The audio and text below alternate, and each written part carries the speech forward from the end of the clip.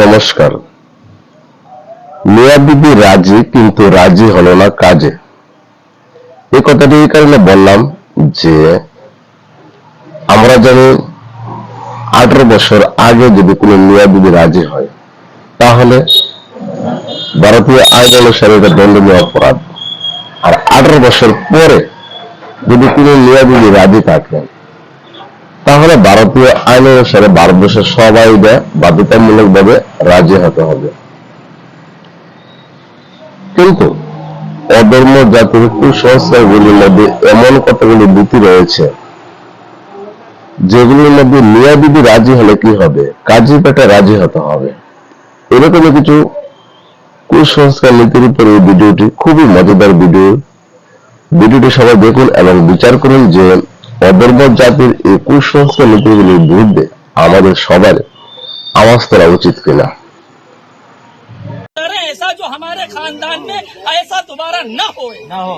असल तौबा यही है कि हम खुद अपने तौबा और दोबारा इस बात की जो है कोशिश करें कि हमारे खानदान में आप न लोग हो। को हाजिर नाजिर करके आप लोग को कल मैदान महशर में आप लोग इसकी गवाही देंगे तो हमसे गुनाह हुआ है। प्रवक्ता बनने के 7 दिन के अंदर क्लैश हो जाएगा और पार्टी मुझे लात मार के निकाल देगी।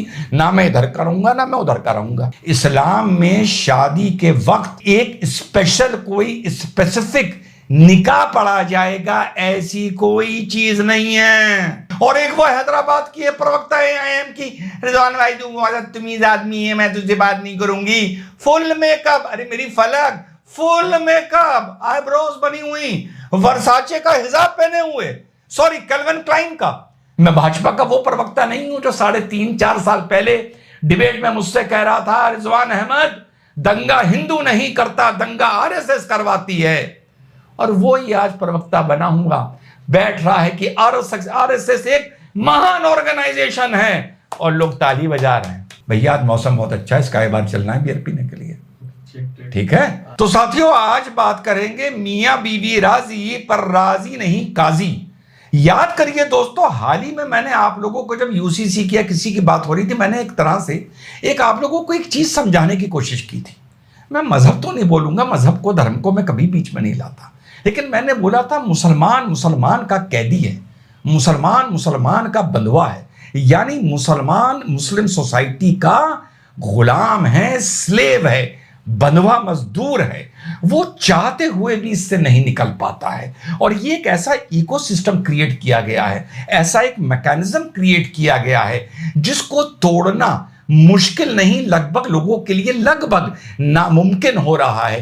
क्योंकि जो तोड़ने की कोशिश करता है उसकी बात ना समझते हुए भी ये एक इकोसिस्टम है, उसको गालियां, उस पर उंगली उठाना, उसे दलाल बोलना, उसे मुनाफिक बोलना, उसे हिंदुओं का गुलाम बोलना, उसे गुफा पुत्र बोलना, इसी तरह से ये एक इकोसिस्टम वर्क करता है कि इसको तोड़ना बहुत ही मुश्किल बात होती है।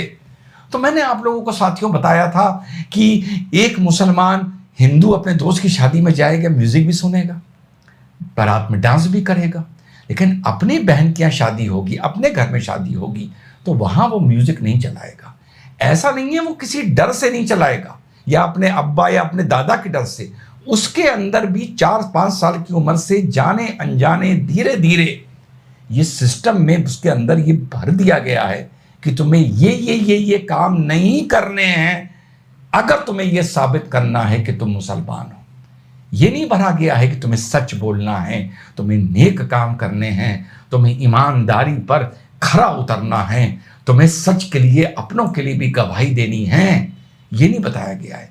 कुछ चीजें बता दी गई हैं कि तुम्हें जब तक तुम ये चीजें नहीं करोगे या इन चीजों से तौबा नहीं करोगे तब तक तुम मुसलमान नहीं होगे।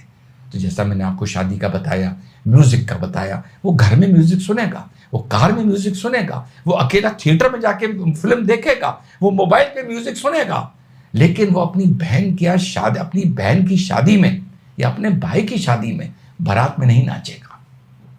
वो अपनी बहन की या अपनी भाई की शादी में म्यूजिक नहीं चलवाएगा। यही मैंने आप लोगों से कहा था ना। और मैंने कहा था एक सिस्टम है, देखिए मेरी बोली बात एज अ कमेंटेटर कितनी सत्य होती है धरातल पर, यानी हूबहू जो आपका भाई बोलता है वर्बटिम डिट्टो ओवरलैप करते हुए वही बात एक घटना से सत हो जाती है। और यही मेरा as a socio religious commentator, political, legal, मैं जिस भी मुद्दे पर बोलूं, मुझे ईमानदारी की, मुझे ईमान और ईमानदारी की कसम खाकर आप लोगों के सामने पेश होना है। भले मुझे किसी की बुराई करनी पड़े, किसी लीडर की, किसी नीति की, मुझे फर्क नहीं पड़ता।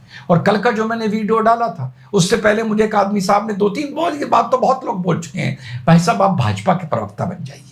डॉक्टर सैयद रिजवान अहमद वो तलवार है जो किसी भी म्यान में नहीं रह सकती। मैं भाजपा का प्रवक्ता नहीं बन सकता।